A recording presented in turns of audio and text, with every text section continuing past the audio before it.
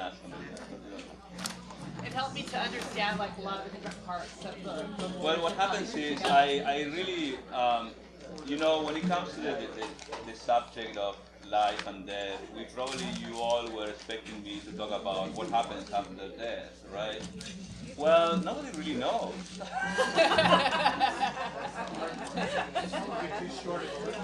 To be frank with you. In our scriptures, it is said that the soul travels, and but there is a beautiful um, teaching in the Chandogya Upanishad about what happens to the soul. The departed soul it follows the different paths, and it's really hard. It's really hard to understand. And all I can say is when Swami Vivekananda himself was explaining this, he was saying, I can't really make a head or a tail out of it, but this is what the scriptures say. And I didn't want to spend the whole hour trying to work on this because I don't think it's important.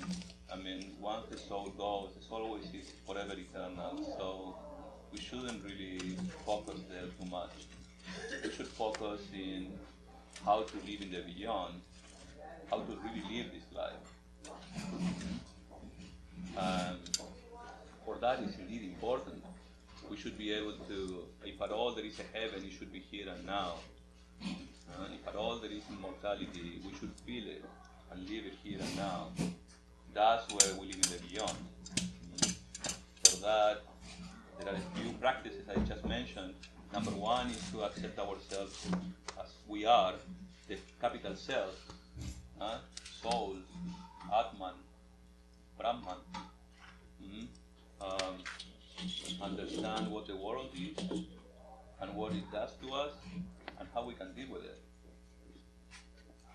So that's why it is important to understand how this power of Brahman, we call it Maya, we call it Shakti, Prakriti, however many philosophical names you want to use.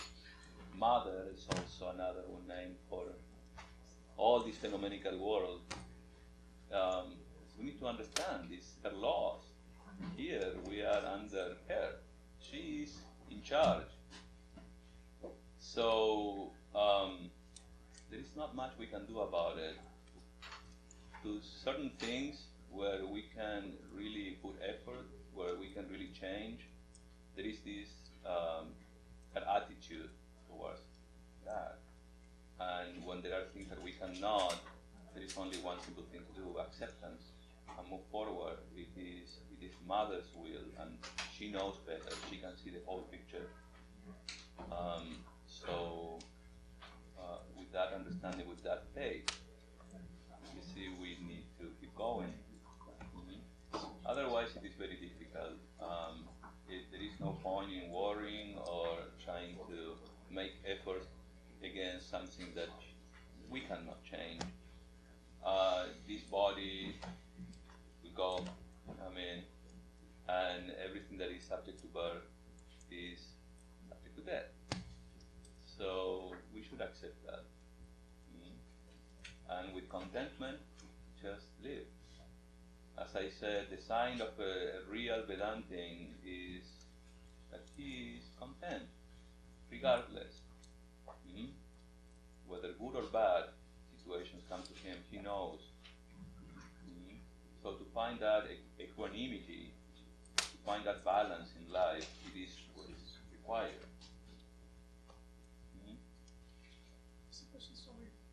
To do that, do you recommend detachment and karma yoga as one of the aspects? Yeah, well, there was a lot I couldn't really say much about these, right? But traditionally there are two ways.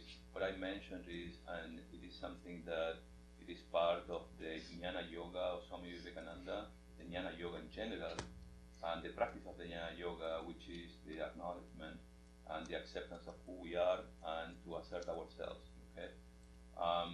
However, in that practice, in the traditional practice of Jnana Yoga, it's a negative approach where you negate everything that is not the real you. So for them, this world is also illusory. It's like a dream. Well, is it not? I like it. I like to have that approach too. But at the same time, I'm aware that God is all-pervading and that this very world is also God in the form of mother, in the shape of mother. So Sri Ramakrishna Swami Dhyanayogananda's approach was more integrating everything. And so the first approach is a negative, this world is illusory, and you have to remember and be reminded that the only thing that matters is the subject, not the object. The subject is you.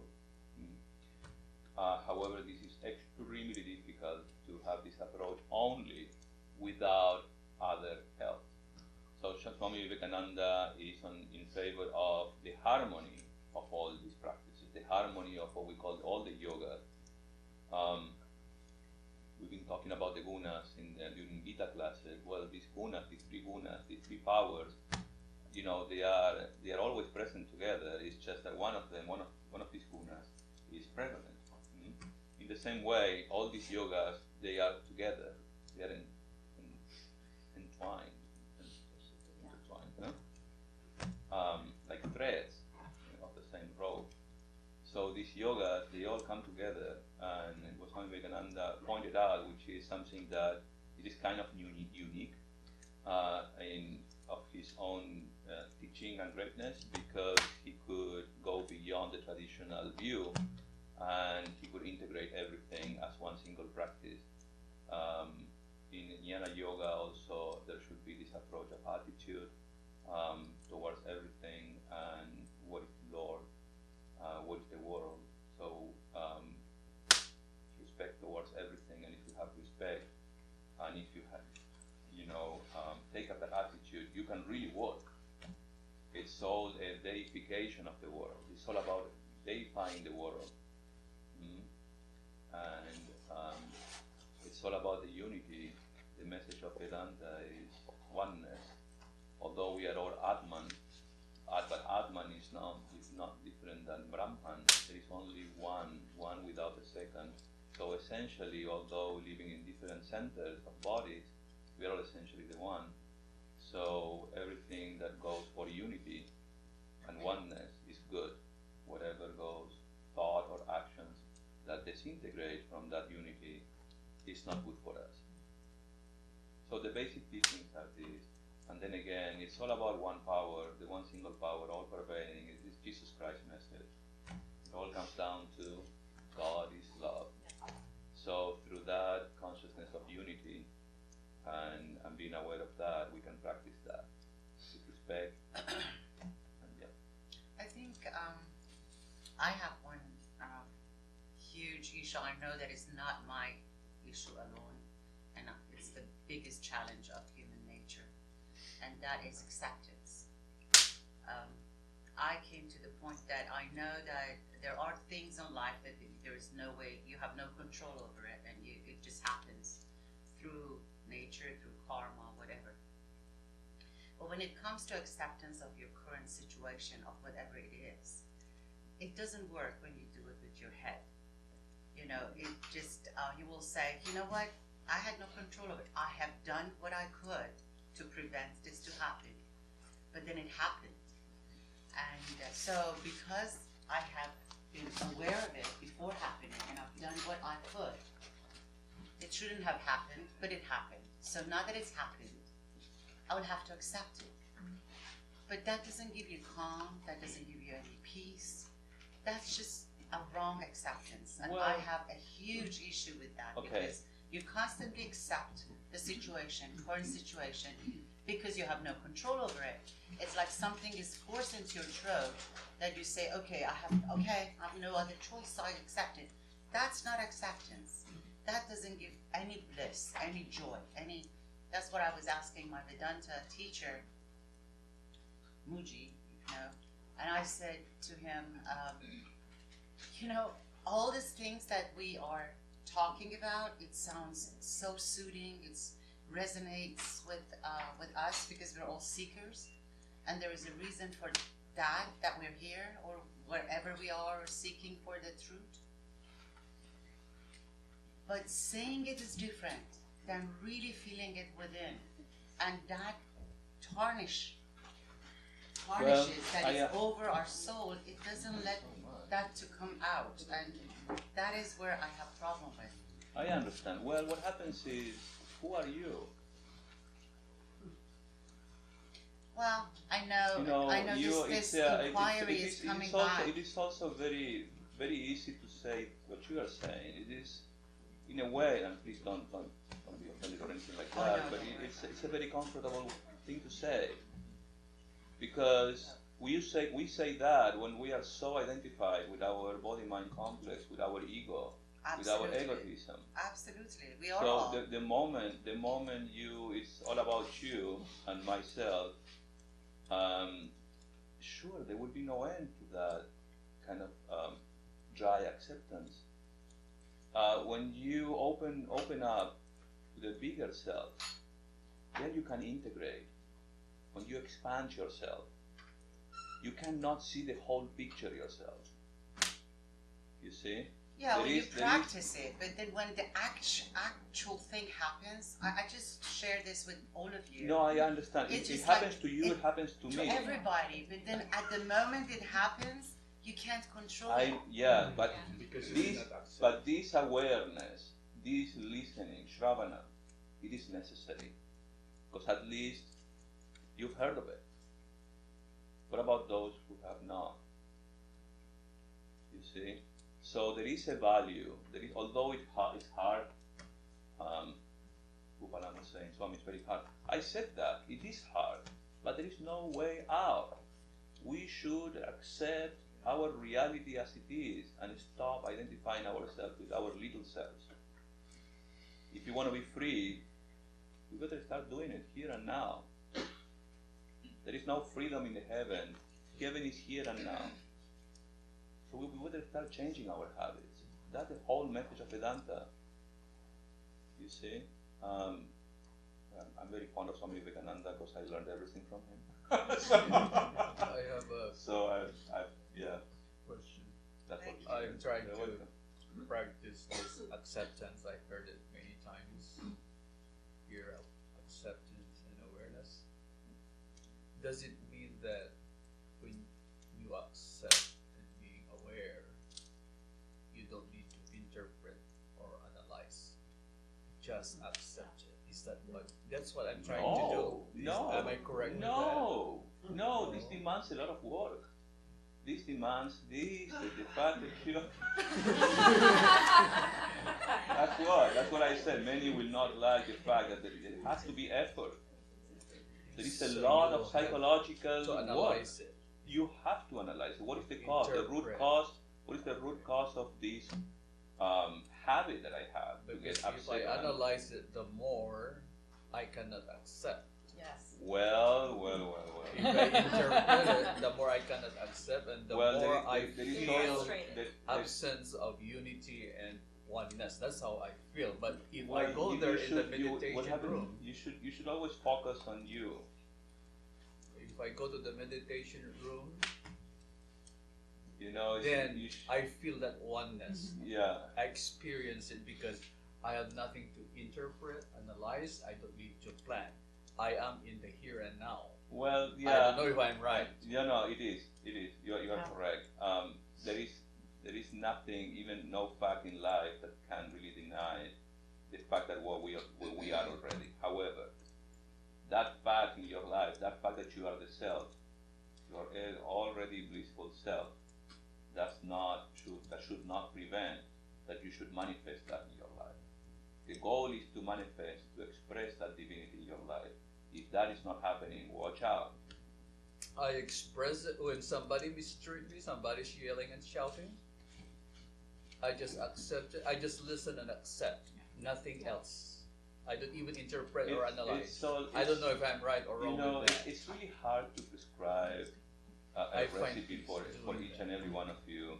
We should all be responsible and disciplined with our habits and tendencies.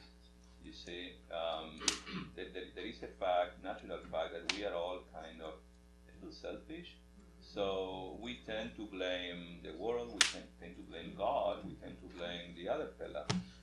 If you accept something, there's no selfishness, but- right? You just accept it the way it is, without any interpretation, analysis, or planning. Just leave it as it is. Nothing else. Don't go beyond that. Well, And- there is I don't know, I find there peace is doing well, that, but although I struggle. I know, we all struggle, especially because you have to understand whether if effort, will make a difference, or it's just a matter of something that you cannot change just because it's a fact of life and you cannot change. So even if you have a thought pattern that is not conducive to your inner peace, you should try to analyze and what is the cause root of that thought. Okay, and try to see why am I the way am I? Why do I have this? And then maybe if you go back to your childhood, then you can see something might have happened, but there is nothing to see. Oh, because it was his fault, my father, my mother, or my aunt, or whatsoever. There is no one to blame. It's just we need to see the root cause and just simply shake hands. All right. Attitude. Yes, shake As hands. you said a while ago, you cannot change others, or you cannot change the laws of nature. You could change your attitude. You respond to it, Mm-hmm. and if you just accept it without any interpretation or analysis or planning, and just be consumed into the present and now, there's no thought, and then you're at peace. Well, what do you think? There's no duality there. What do you think? Well, What's your recipe? Well, Vedanta demands responsibility and commitment. It's not in a way is to it's like, well, what's the point? You see, there should be a proper understanding about our habits and our thought patterns. There is nothing wrong though. We should not say to yourself, oh, I'm so bad. Like, so I'm so bad. I'm like this, I'm like that. Oh, I like to eat it all. I'll give you an example. I woke up early in the morning and my wife was just talking, and I said, that's enough. You already answered the question. Let me have peace. I did not interpret it anymore. I did not add to the issue. I did not discuss anymore. No analysis. I just let me go to my church and have peace. Well, no you see, that's as long as there is respect and you see. Oh, I did respect. I did not. I just shut my mouth. Well, maybe after.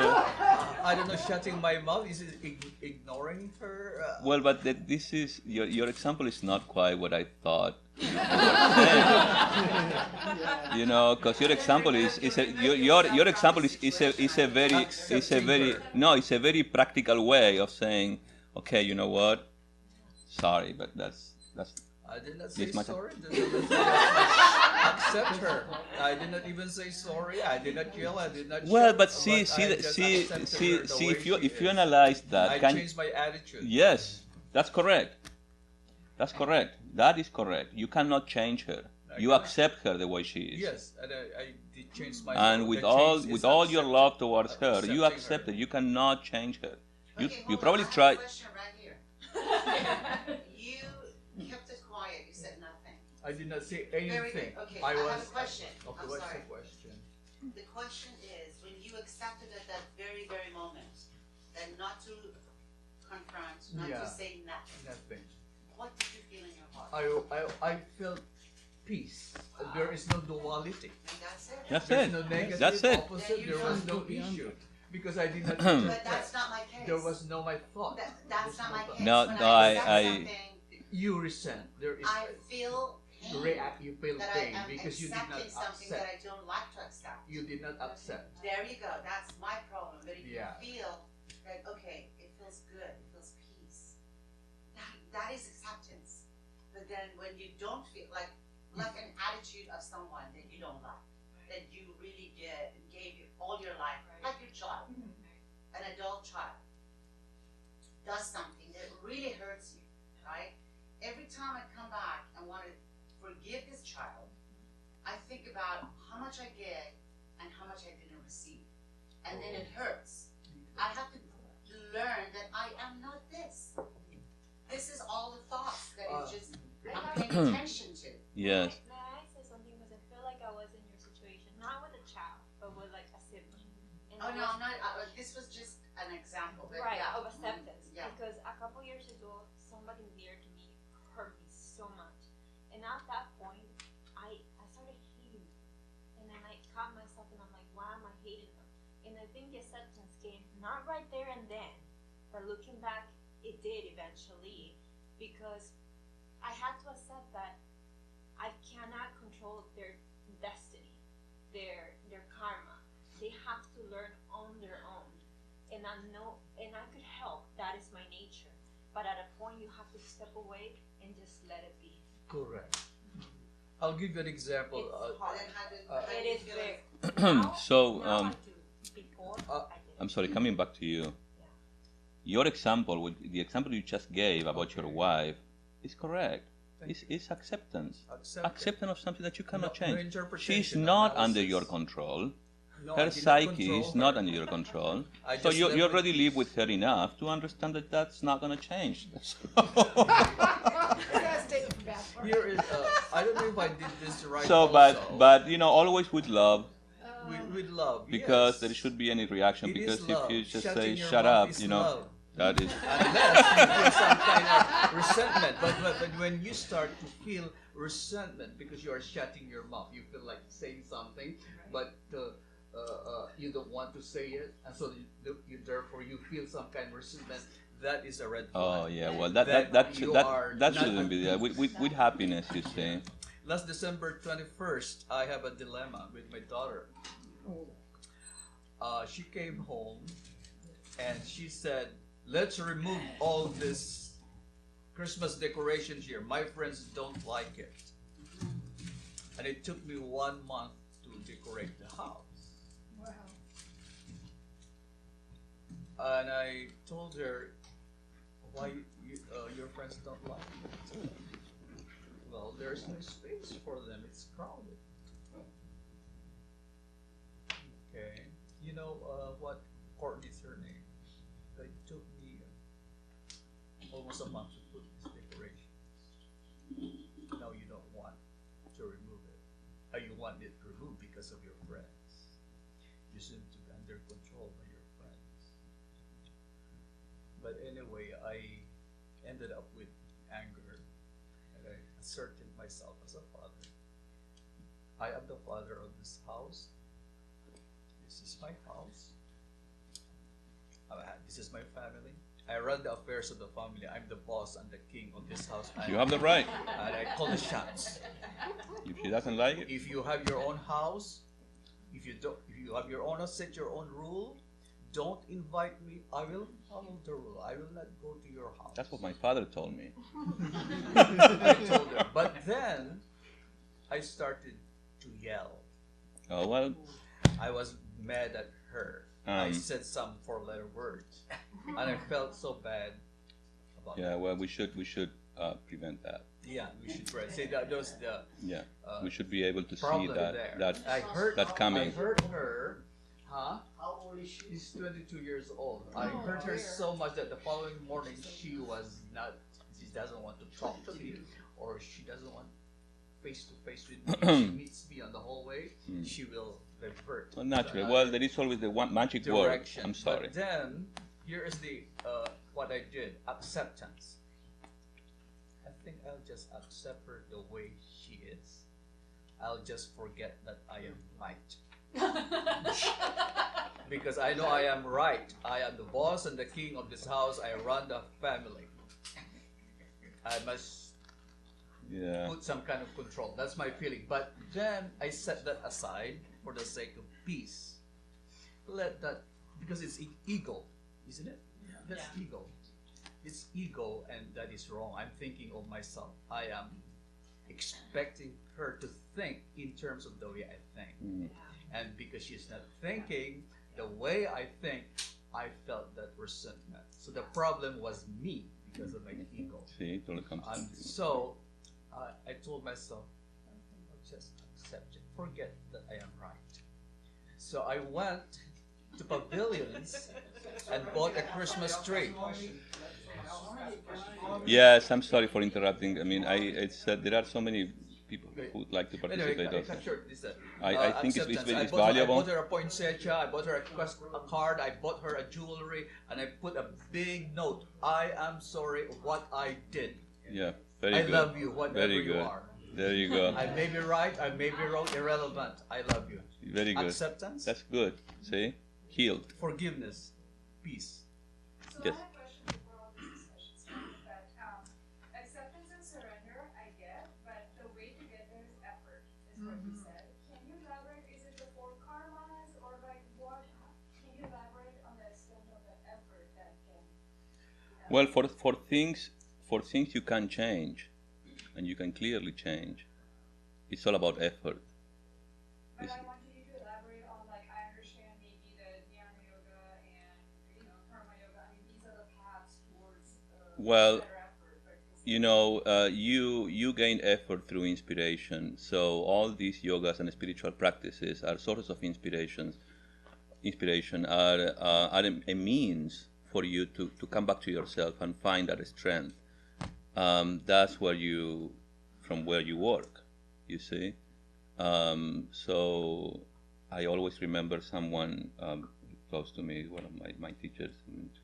She used to tell me, she was a yoga teacher. If you find yourself to be, not happy or upset or not content, watch out. I mean, observe your spiritual practices. Are you really practicing? Are you committing to your spiritual practices? Are you doing what we learn to do? Meditation, japa, remembering God, asserting ourselves about who we are, going for oneness. Are we doing that? Mm-hmm. So if that type of effort is required, you see, and otherwise it's the simple and the easiest way. You see, well, Acceptance is effortless. It should be. If it is with effort, you're not at peace, I think. It doesn't pass the test of truth, of unity and purity. well, You are struggling, you for are not anything that you cannot change, acceptance is the way. For everything that you can change, and it is in your power, then effort is required.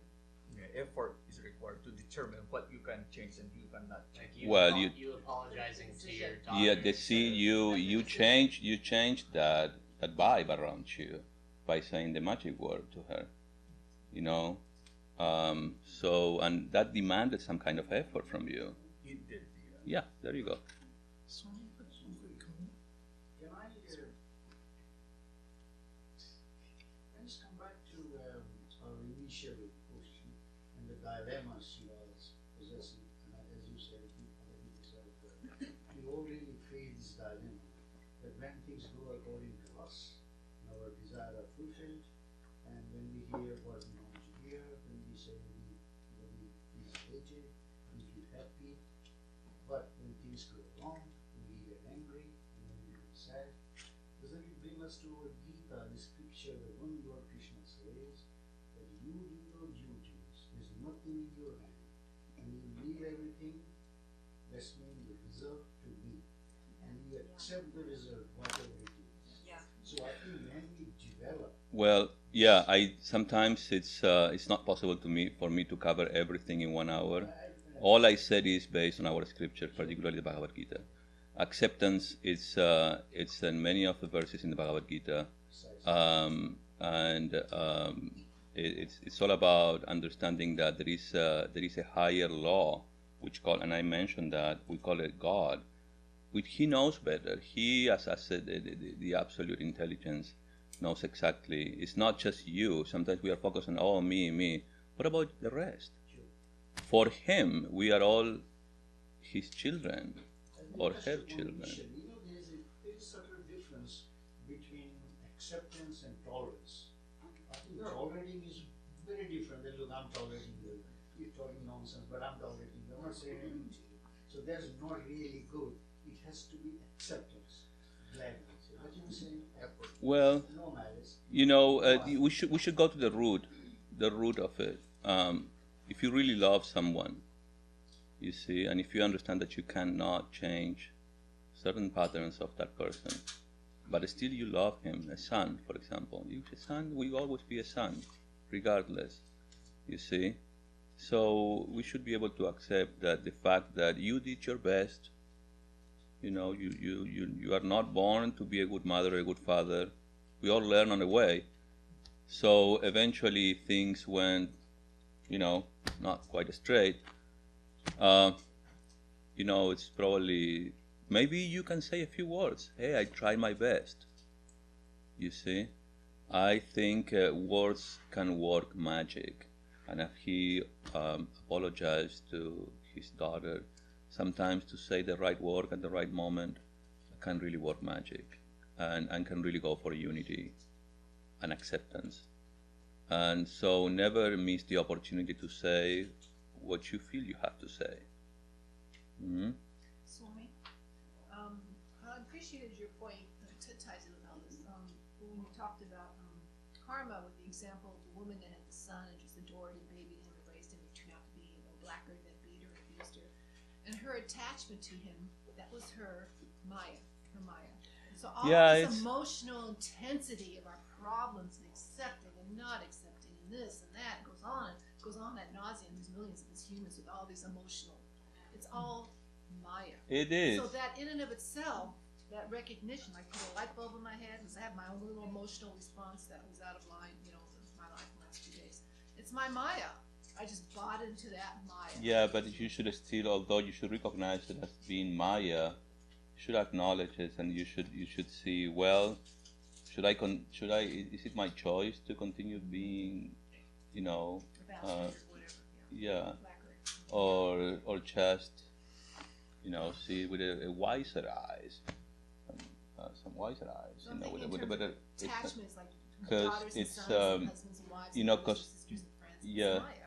Yeah, because these things happen. I mean, sometimes you cannot really imagine that someone comes close to you can betray you. Mm-hmm. It's so, and you got like, oh my God, how could this happen? Especially, I mean, happened to me in my life, like very idealist and all about, how it should be. And when things do not go the way you think they should, naturally you get frustrated. You're like, how on earth this could happen or this can happen?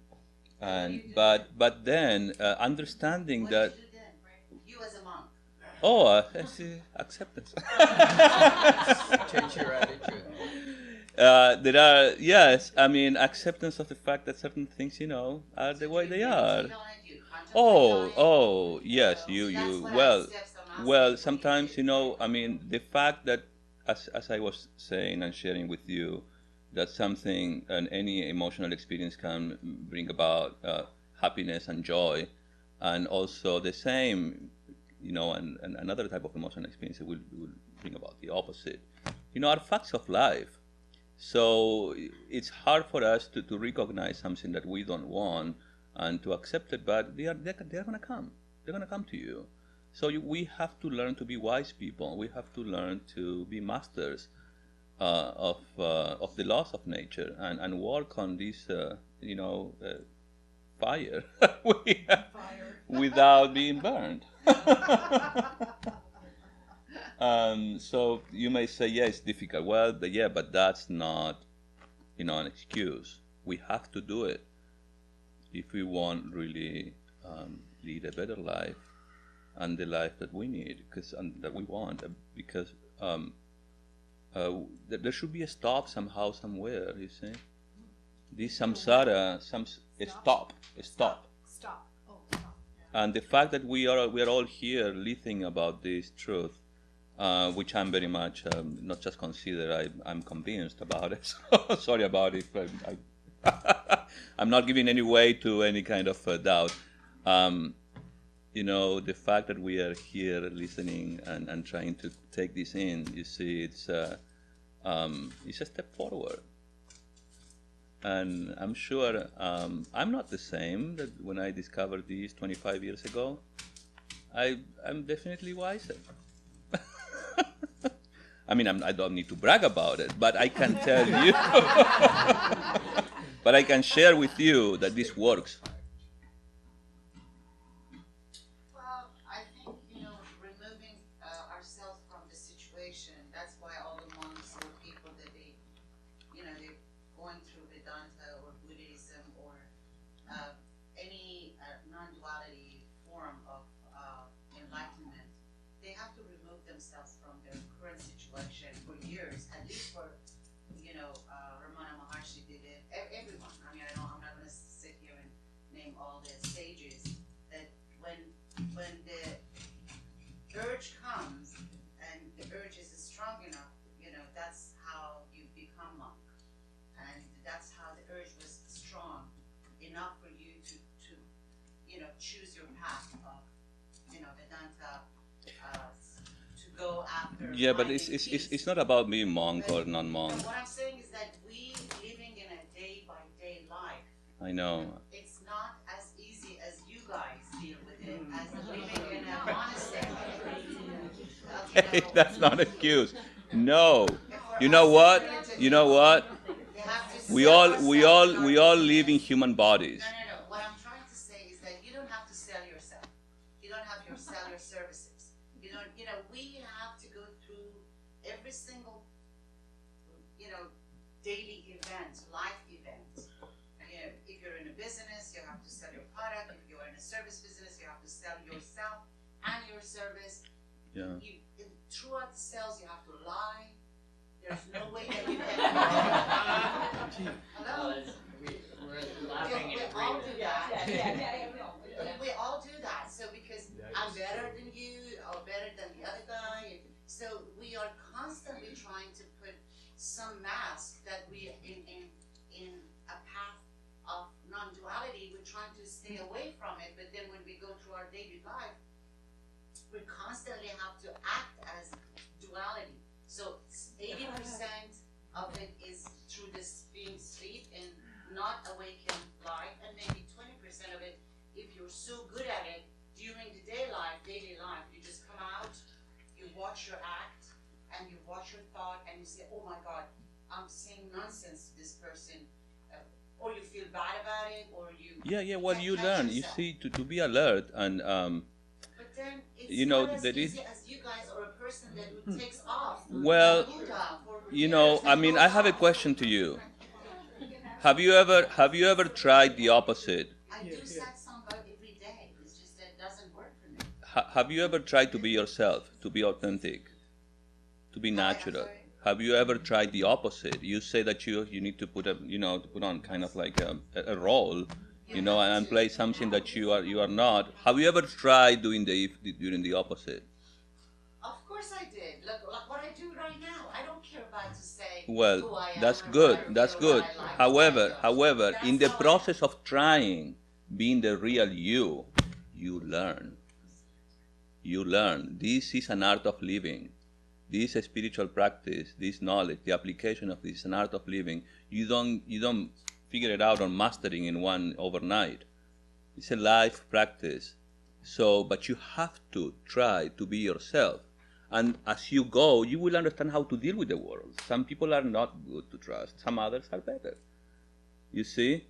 And you should, again, be able to remain strong and not being affected by betrayals and sometimes not nice words. Sometimes you receive, you see. It's an art of living, but try. You should never give up because, and I honestly, I'm coming to you. I honestly do not believe that being a monk or being a nun is an advantage for this. I do not. We all live in human bodies, and we all come wherever we go. We take our backpack filled up with our stuff, okay, and we all have to deal with our miseries. Hmm? Can I just tell 1 minute on this issue? Being a monk is easier to achieve or attain Satchitananda. This reminds me a story. I didn't tell this story. Swami Vivekananda wrote this story. Just to enlighten everybody on this story, that this rishi or monk was sitting in the forest and he was meditating and praying. So he attained the greatest, power or whatever after doing hundreds of, whatever Tapasya. years of tapasya. So he attained. There was a bird on the tree. I'm sure you know this. People don't know this. So she disturbed him and That's a Bhagavatam Purana. so he became very annoyed. And then Rishi is saying, this monk looked at the bird, and just looking at this bird in his anger, the bird burned and fell down. So Swami realized that I have really attained a great power. The laser is coming from my eyes. So after doing many years of this penance, I am a great yogi or monk now. See how the ego can betray you. Sorry? See how your ego can betray you. Then he goes to the Yeah. The story asking alms, that's the story of and then he knocked the at butcher. door, and then no answer. Then he knocked again, there was no answer. Then he got a little bit annoyed because his ego was that I'm a great yogi, I'm a great monk, I can do whatever I want.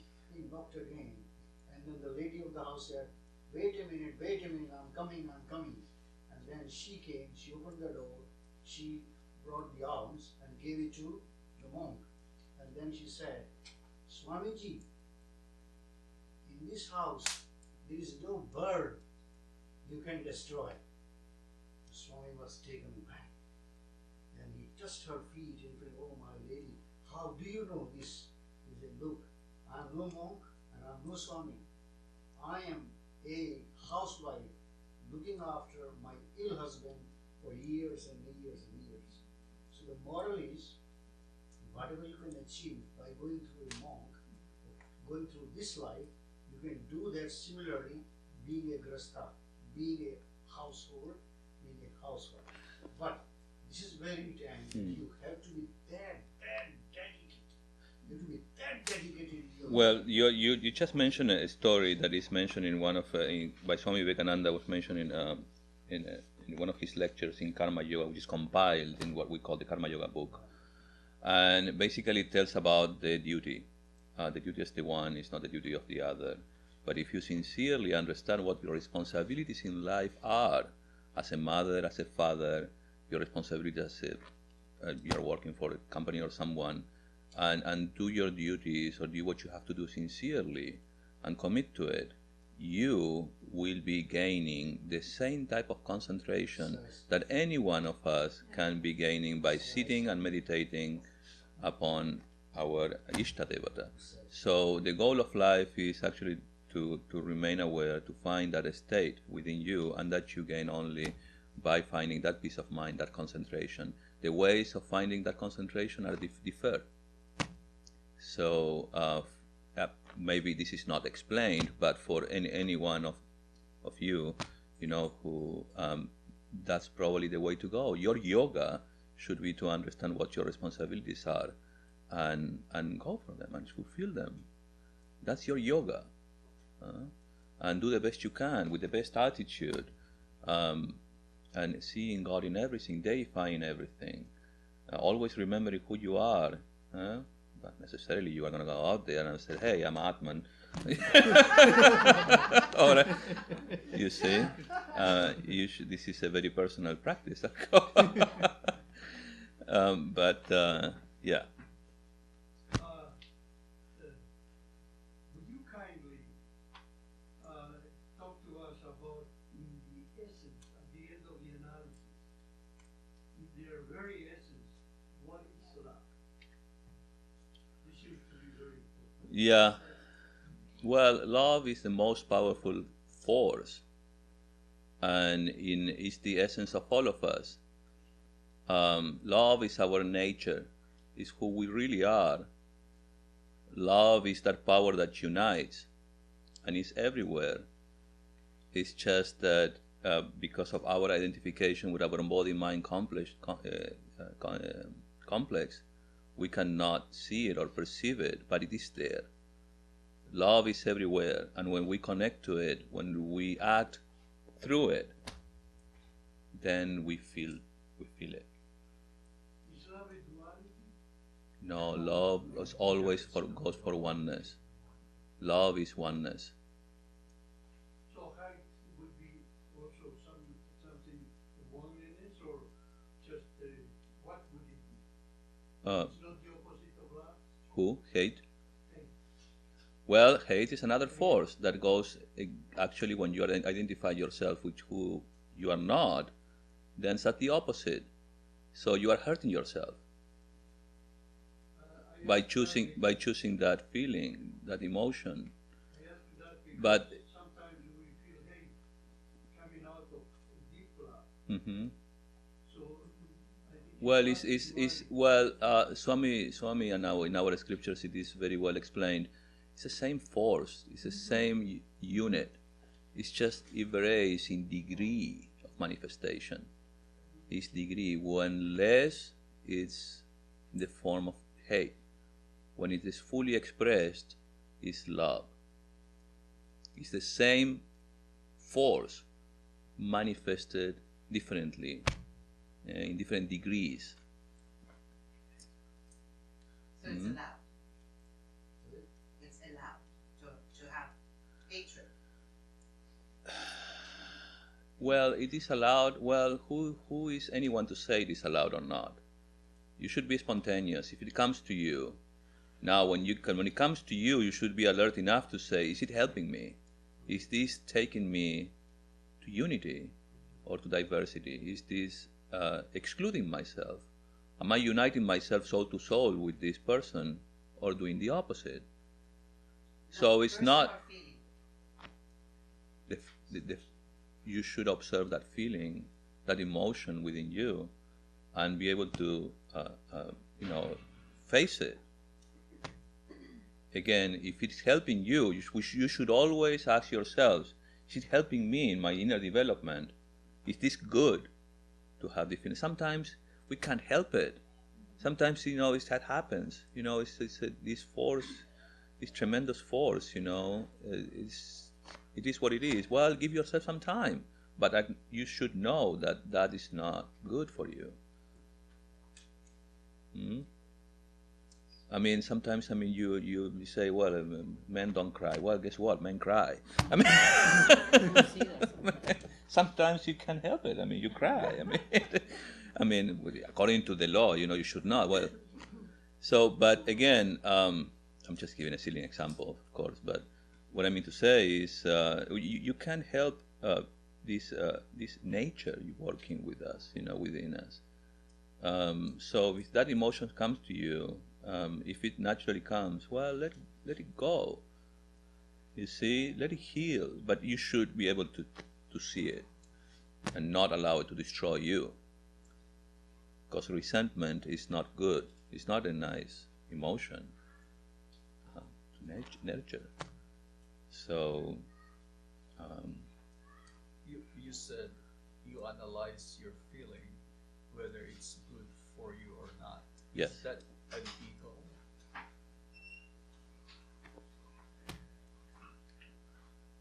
You said you have to analyze as long as you live in a feeling human that, body, okay, as long as you live in a human body, you have an ego. So there would always be the ego kind of observing that. You see. However, we should try that ego to expand. You see, and for that you have to observe your thoughts. Am I thinking? Am I connecting? Am I expanding myself, or am I contracting myself? if you are conscious of yourself, is that an ego? Is it good for me? Instead of saying, is it good for that person? Well, whatever you do to the person, you're doing it to yourself. You cannot control the other, but you can control yourself. So to say that, to observe that, is also, if you think about yourself, capital self, you're thinking about the other fellow as well.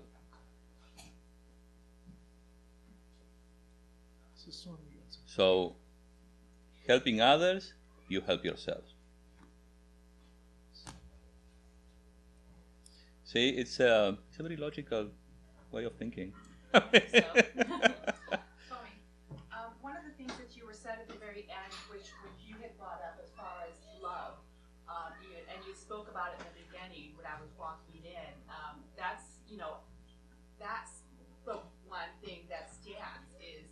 truth, the purity, are the elements of God. And you spoke of when you talked a little while ago, you spoke of the illusions of things, and it's almost as though when we're going through something like you're going through, is this like whether it's something that we are attached to with our heart, whether it be a person, desire in that person that isn't being met, it's like it's difficult. It's difficult, and to me, it's almost as though sometimes we have to accept and also those desires that we might have had. We have to die to those things. It's just like Christ talks about dying to ourselves. It's like in this life, Well, that's we why. have to die to ourselves, our desires, Yes. in order to be free from them, from the Maya, so that we can be pure of who we are. So when you're speaking of the acceptance, to me, when you're able to come to the place when you're able to accept things, it is something that is without almost thought, like you said, you can be at peace because of the fact, and the same thing with what Swami was talking about, that there are things that we have to consider, but those things almost happen by themselves. When we're in that place with the acceptance and we're at peace with it, it's like God almost graces us with the understanding. It's like they almost innately come to us so that we can understand the proportion of what it is that we're dealing with, and letting it go, giving it to God, and then being able to move forward and to recognize the learning things that God wants to learn in itself, and to continue on. And it goes back to the faith. What you're speaking of is like just giving it to God, letting go, doing the prayers like what you asked, what do we do in that circumstance? We pray, we let it go, we give it to God.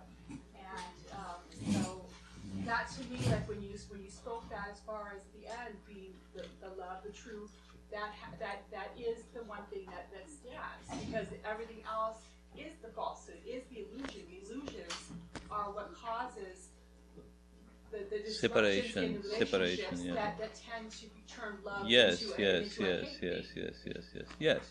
I mean, the more we believe and we are trapped into Maya's snares, then all the problems come.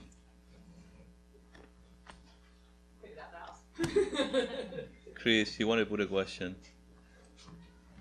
I was just going to make a comment that to me, when we're thinking about, as an analogy, that we are, our soul resides within our spiritual body, which is our home. Yes. Our senses are by the spiritual body, which allows our soul consciousness, the consciousness of the surroundings within us. That we, through acceptance and other things, there's these spiritual storms of other things that swirl around us that we have no control of.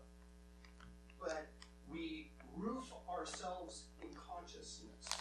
We paint our home and the preventative maintenance that it takes in spirituality.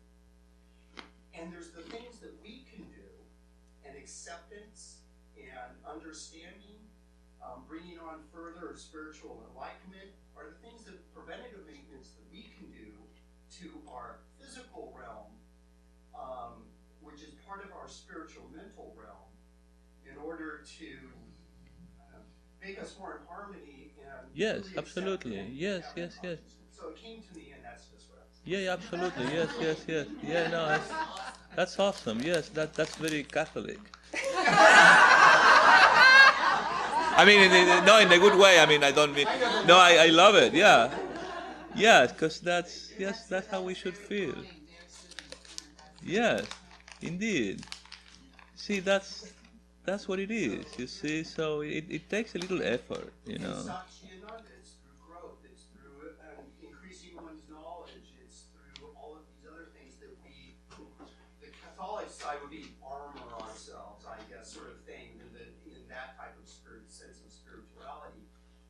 But in a much lesser sense, it's all those little things. Oh, we put on another coat of paint. Yeah. We do these other things in order that makes it so that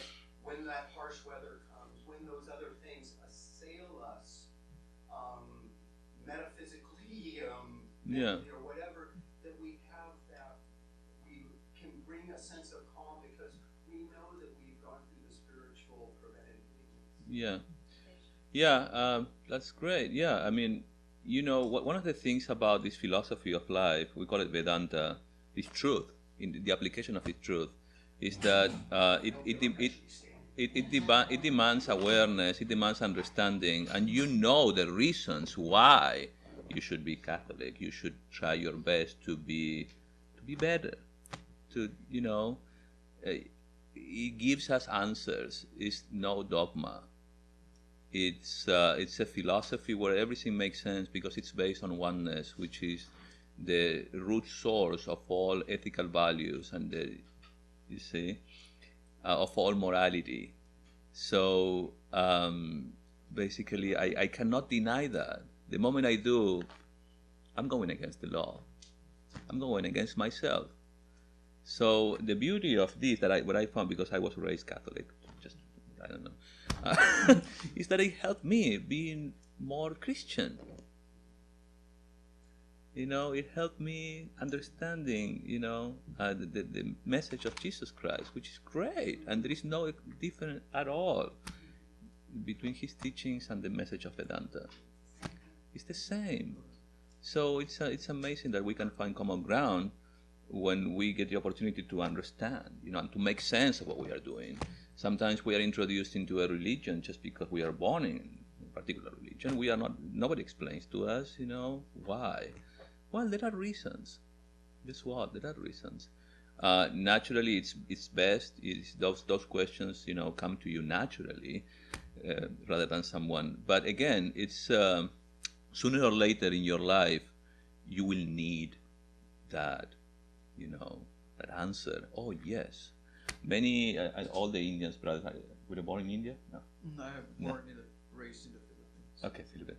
Many of our Indian devotees, those who were born in India, for them is so common, almost mechanical. All these the truth and these Vedantic teachings, they don't think about it. It's natural. I mean, some of them practice them, religiously, like they are really serious and committed to it. Others, they just go mechanically.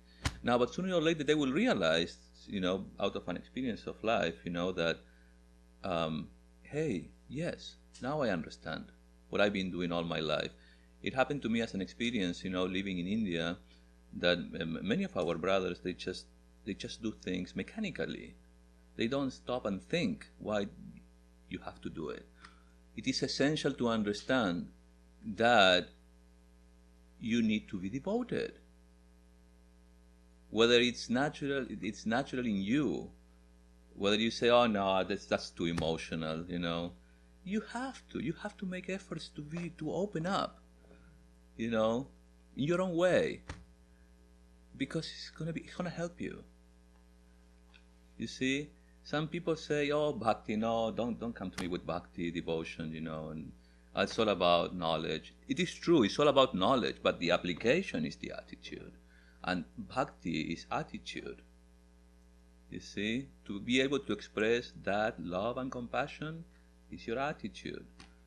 Now, if you're going to remain there, well, I guess it's a choice, but we are given the opportunity to think about it and to reason about it. That's why heart and reason is required. You see? So, yeah. We are good.